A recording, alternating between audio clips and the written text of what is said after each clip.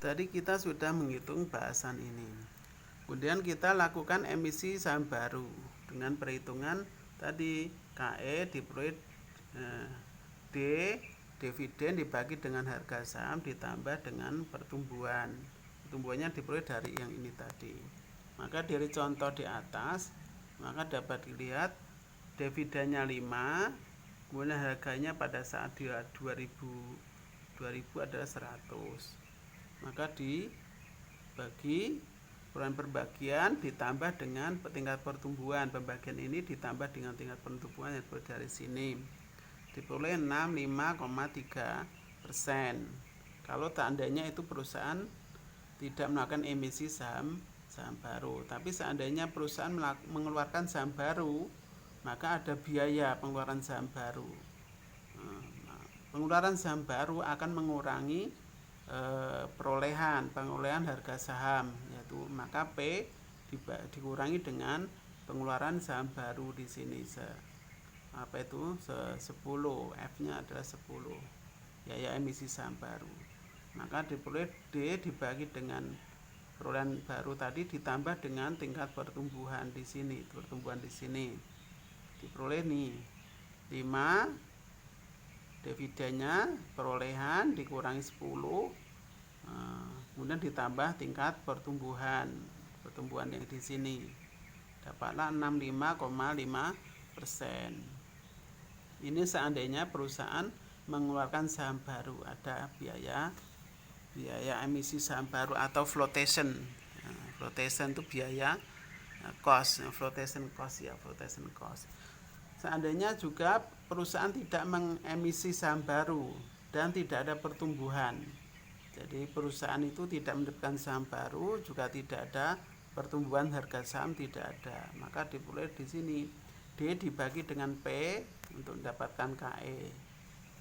Maka D dividen dibagi dengan P harga pada saat penjualan berarti 5%. Ini seandainya KE tidak ada pertumbuhan dan tidak penerbitan saham baru adalah 5%. Ini KE-nya 5%. Berikutnya lagi menghitung WACC atau biaya rata-rata tertimbang. Setiap perusahaan mempunyai struktur modal yang optimal, yaitu bauran atau perpaduan hutang saham preferen dan saham biasa yang dapat memaksimalkan harga saham perusahaan. Dengan demikian perusahaan akan menambah modal baru tanpa mengganggu keseimbangan struktur modal. Misalkan contoh di sini adalah struktur modal PT Jaya yang dianggap optimal. Ini struktur modal itu di sini, struktur modal. Obligasi 5%, saham preferen 15%, saham biasa 60%. Ini totalnya harus 1 ya, harus 100%. Nilainya 1 atau 100%.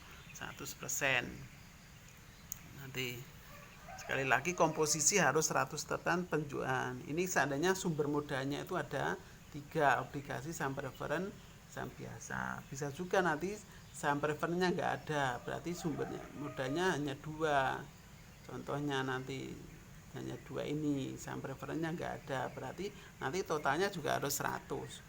Masing-masing obligasi untuk masing-masing biaya modal obligasinya ini adalah 15%. Ini tingkat suku bunganya 15%. Tapi ini belum ada pajak ya, ada pajak di sini 40% pajaknya. Berarti nanti kan masih dikurangi dengan pajak tadi, KI dikurangi dengan 1 minus 0,4 gitu, baru dikalikan KI, baru ketemulah KD.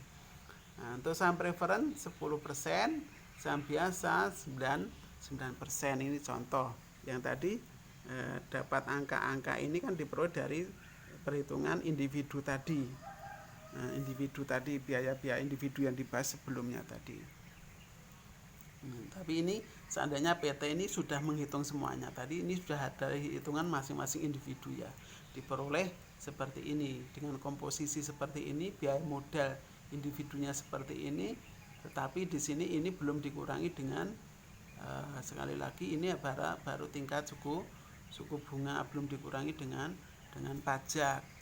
maka diperoleh di sini mana ini, dikurangi pajak, baru dihitung ini perhitungan biaya modal PT Jaya tadi. WACC-nya adalah ini adalah individu untuk saham utang, ini ada saham preferen, ini adalah saham biasa. W itu adalah weight ya, proporsi hutang di sini, proporsi saham preferen di sini, ini proporsi saham biasa. Proporsi saham biasa. Kemudian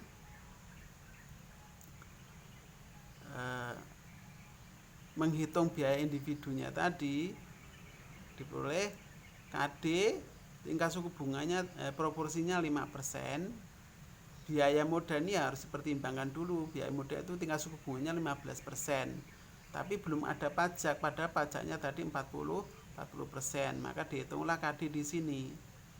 KI sebesar 15%, di sini kurangi 1 plus minus 40%, nah, dapatlah nanti di sini 9%, nanti di sini 9%. 9%, nah, di sini 9% ya, 9% dikalikan 25% diperolehlah 2,25%. Berikut. Jadi ini masing-masing di sini.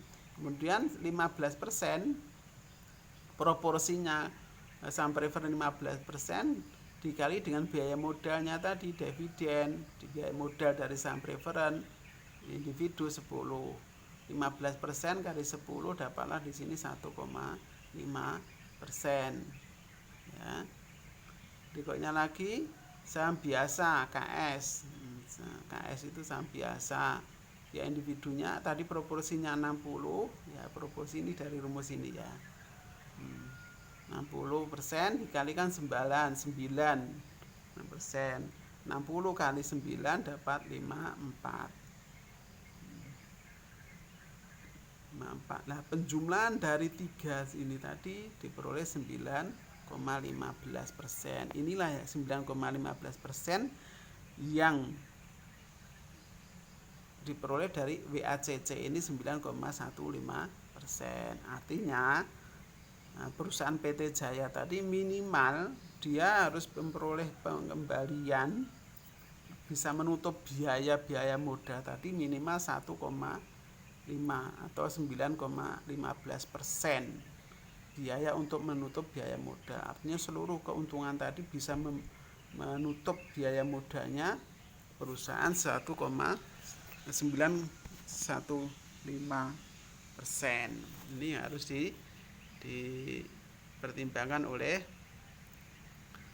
pihak manajemen dalam mempertimbangkan biaya modal.